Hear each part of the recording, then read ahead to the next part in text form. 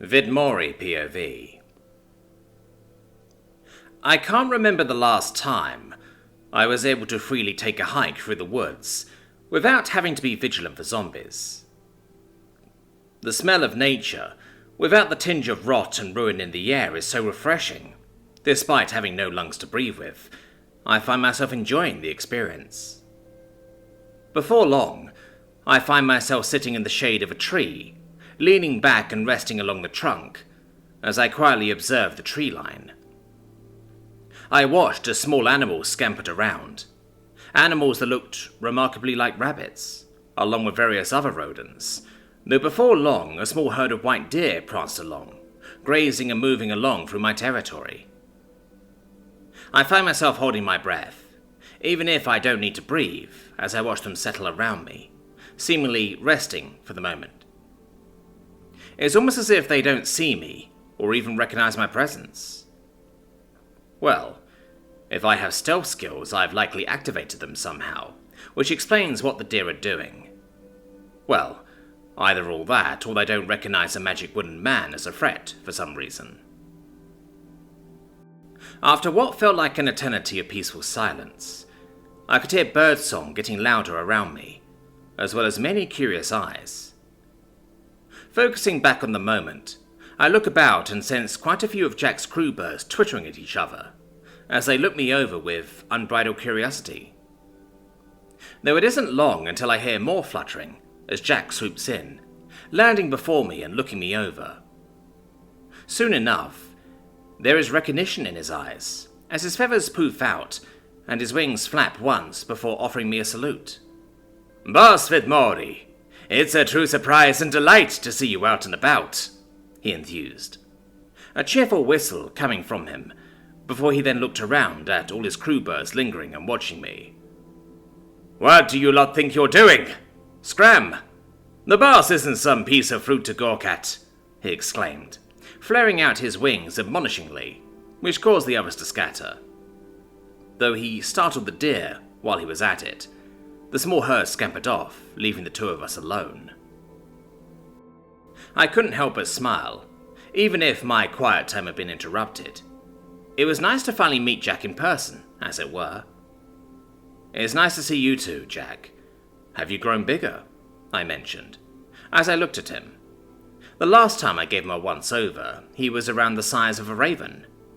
Now, he looked to be bordering on raptor status, which was impressive for what used to be a little round bird. He was somewhat sleeker now, and his pointed beak did seem pointier than before. Jack preened a little at that as he sauntered around in front of me. "Ah, I had my suspicions, but to think that even you have noticed my growth.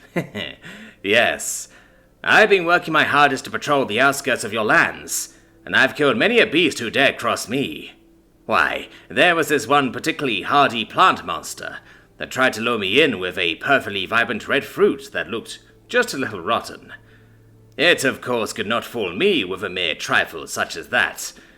I, of course, knew what it was on my approach, and managed to successfully dispatch it, lest it attempts its pitiful tricks on a bird of lesser instincts or ability," he enthused proudly, as he seemed to preen and look generally satisfied with himself.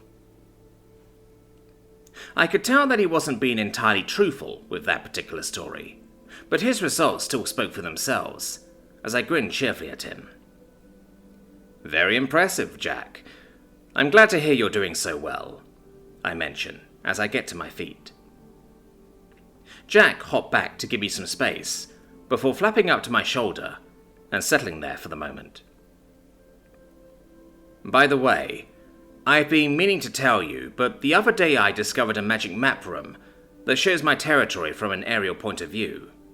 I figured you might want to get together with Aruru and Lugosi, and maybe check it out when you three get the chance. I feel it might be rather useful for the three of you when it comes to coordinating patrols and having a more detailed understanding of my territory." I have been thinking about how to best use that room, and while I now have my own body, I would like for the three of them to get used to that particular room, since I'm almost positive it will help them with their duties overall. Jack tilted his head at that, not fully understanding the concepts I just put before him, but seemingly understanding the main point. "Aye, very well.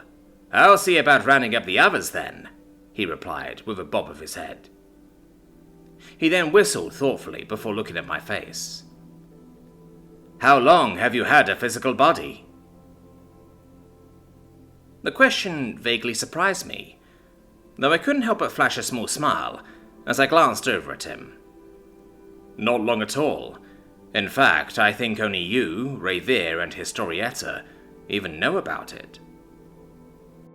Jack seemed to be amused at that, a smile appearing in his eyes as he bobbed his head once again. "I see. Well, if you'll excuse me, boss, I have somewhere I need to be right about now." With that, he quickly took flight, before disappearing beyond the tree line. I was alone again, just me and the trees for now, as I took a deep breath and savoured the scent of nature. Exhaling out of habit, I look around the tree line while briefly wondering where I should start walking towards to get to the haven, since I've never personally been there, not to mention I don't even really know where I am. After a moment of thought, I opted to close my eyes. With a little concentration, something almost instinctively seemed to point the way as I started walking again. Trisha POV. Trisha found herself staring up at the mountain once more, with the delivery of tools, supplies, and equipment that Lugosi had brought over. She knew that the more pressing of her responsibilities had been handled already by Vidmori. It was a little disconcerting, to say the least. She was supposed to make those things for the group. That's initially why she asked Vidmori for a forge. She had heard from Zasutir that Vidmori had been building a forge for her, but did he figure out how to make things on his own, or something, and decided he didn't need her after all?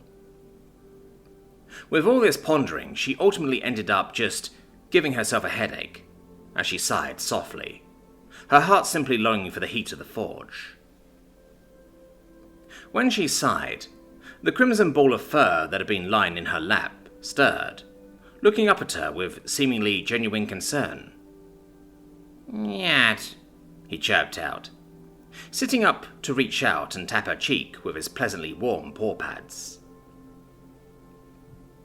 Trisha couldn't help but smile at that, as she reached out and scratched the young cat's throat and chin. "Oh, Heffito, you're too cute. I can't possibly stay in a bad mood around you," she cooed affectionately, as the young feline murred audibly at her touch. Though after a few more quiet minutes, his ears suddenly perked as he went silent, his fluffy little ears now twitching and flicking as he turned to look off into the distance. "What is it, boy? Do you hear something? Is it trouble?" she asked, an edge of anxiety creeping along her throat and into her voice, as she watched Heffito react to something out of view. Before she knew it, the crimson cat had leapt off her lap and began running off. "Wait up!"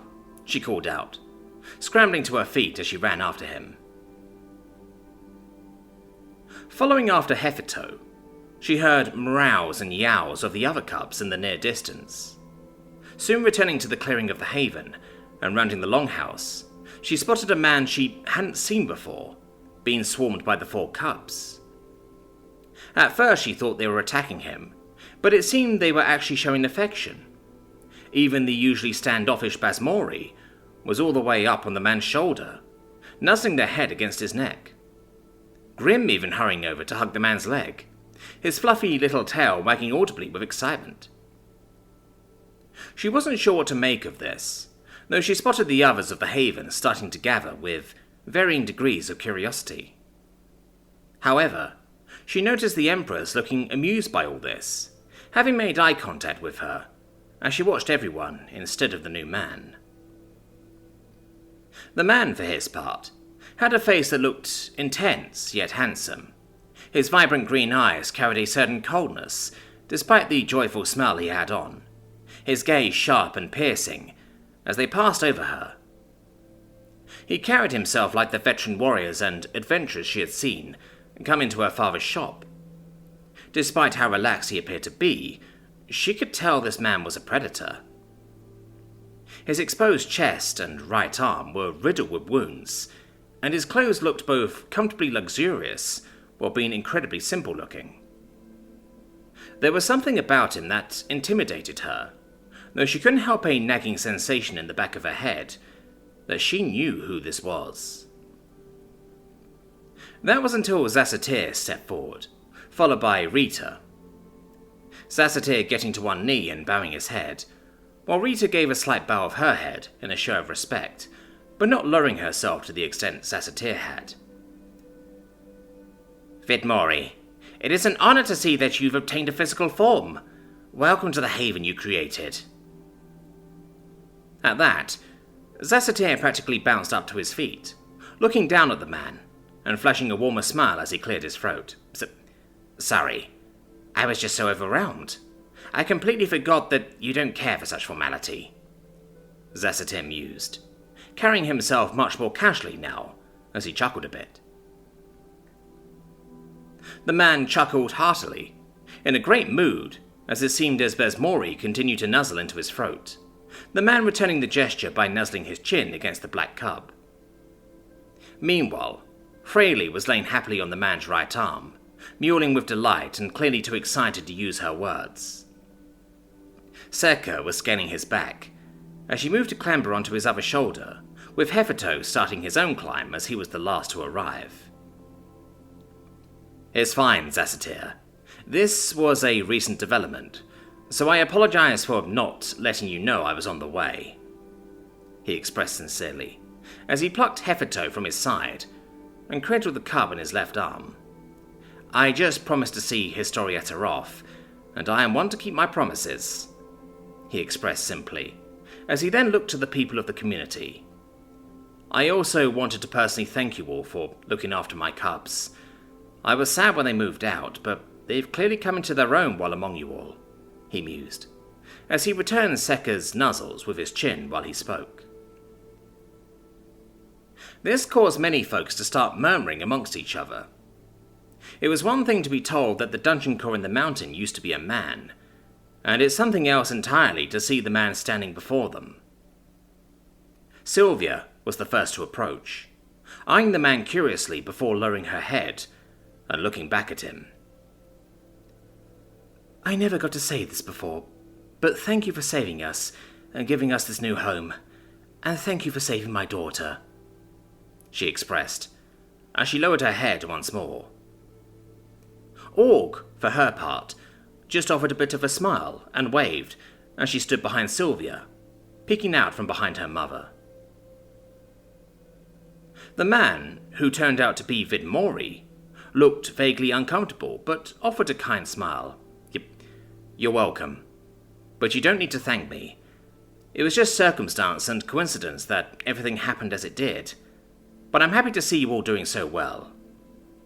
I do hope I didn't interrupt anything," he expressed, as he returned Org's way with a small wave of his own, before looking to the others. "Oh, and before I forget, I should properly introduce myself. Better late than never," he mused with a cheerful smile, as Vidmori mushed his paws into Vidmori's cheek. "My name is Vidmori, a man from another world, who ended up here somehow. And I hope we get along and that you are all able to thrive on my land," he said, bobbing his head politely. With that done, it seemed it was the perfect excuse for everyone else to approach and greet the man, shaking hands as thanks and names were exchanged. It was all rather charming, Vidmori looking almost ecstatic to meet everyone. It was all going smoothly too, until Basti came out of nowhere and tackled the man to the ground.